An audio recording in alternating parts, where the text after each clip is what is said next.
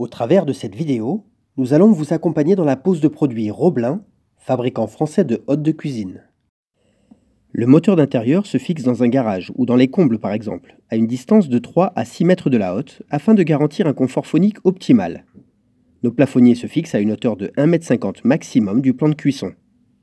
L'extraction de l'air se fera selon la configuration de la cuisine, soit en mode évacuation extérieure, soit en mode recyclage. Les règles d'installation sont valables pour Aqua, Confidence, High Confidence, Comet et Inspiration. Seules les dimensions sont différentes. Voici les outils et la fourniture nécessaires pour effectuer la pose. Après avoir découpé selon les dimensions d'encastrement, adaptez l'épaisseur de votre faux plafond en sachant que les pinces ont un serrage compris entre 45 et 55 mm. Une fois l'emplacement déterminé, tracez les 4 axes de perçage, puis adaptez le chevillage selon le type de mur. N'utilisez pas de vis à tête fraisée. Dans un premier temps, mettez en place les 4 tampons anti-vibration d'une simple rotation. Placez et fixez avec du ruban adhésif aluminium le clapet anti-retour. Attention au sens d'ouverture des clapets. Le moteur peut être positionné dans n'importe quel sens. Il est important que l'axe de rotation des clapets anti-retour soit à la perpendiculaire du sol, afin d'éviter qu'il ne s'ouvre par gravitation à l'arrêt du moteur. Ce moteur doit être placé en intérieur, comme dans des combles ou dans un garage par exemple. Il est préférable de l'installer à une hauteur supérieure à celle de la hotte. Et s'il est dans une pièce particulièrement froide, utilisez une isolation thermique. La gaine de l'évacuation externe doit avoir un diamètre de 150 mm. Raccordez-la à la sortie du moteur, puis fixez les assemblages avec un collier.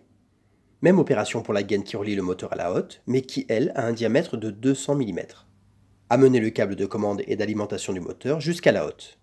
Insérez la fiche dans l'emplacement prévu sur la hotte, puis insérez la fiche mâle de la hotte dans la fiche femelle du moteur. Dans tous les cas, il est important de respecter ces quelques consignes. Utilisez de la gaine souple, elle doit être tendue, sans angle brut ni pincement. Ne pas utiliser de la gaine en aluminium, qui crée des sifflements d'air et qui est difficile à tendre. Ensuite, branchez la hotte sur le secteur. Elle doit être protégée par un disjoncteur de calibre 16 A. Mettez la hotte en place en ayant au préalable monté les 4 pinces de fixation au maximum avant qu'ils ne se rabattent en position rentrée. Vous pouvez maintenant fixer la hotte en serrant les 4 pinces de fixation à l'aide d'un tournevis de type PZ numéro 2. N'utilisez pas la visseuse, sous peine d'endommager les pinces.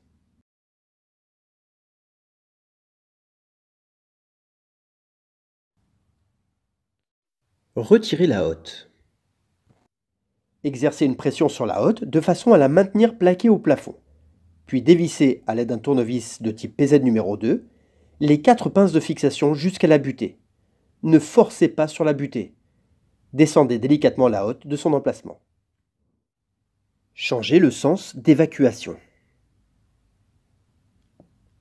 Pour changer le sens d'évacuation, il faut d'abord retirer les filtres à graisse, puis, à l'aide d'une clé 6 pans de 8 mm, dévisser les 4 boulons situés à l'intérieur de la hotte. Ensuite, tournez manuellement le capot selon le sens d'évacuation souhaité, en prenant garde de ne pas endommager les câbles électriques. Enfin, revissez les boulons.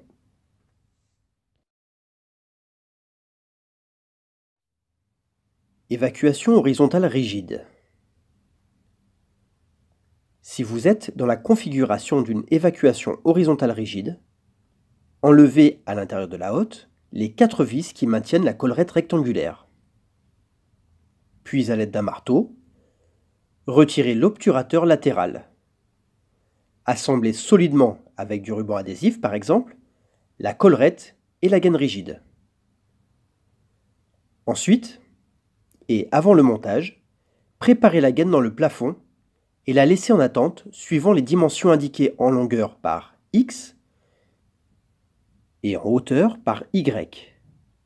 La gaine doit être dans l'axe de la découpe d'encastrement.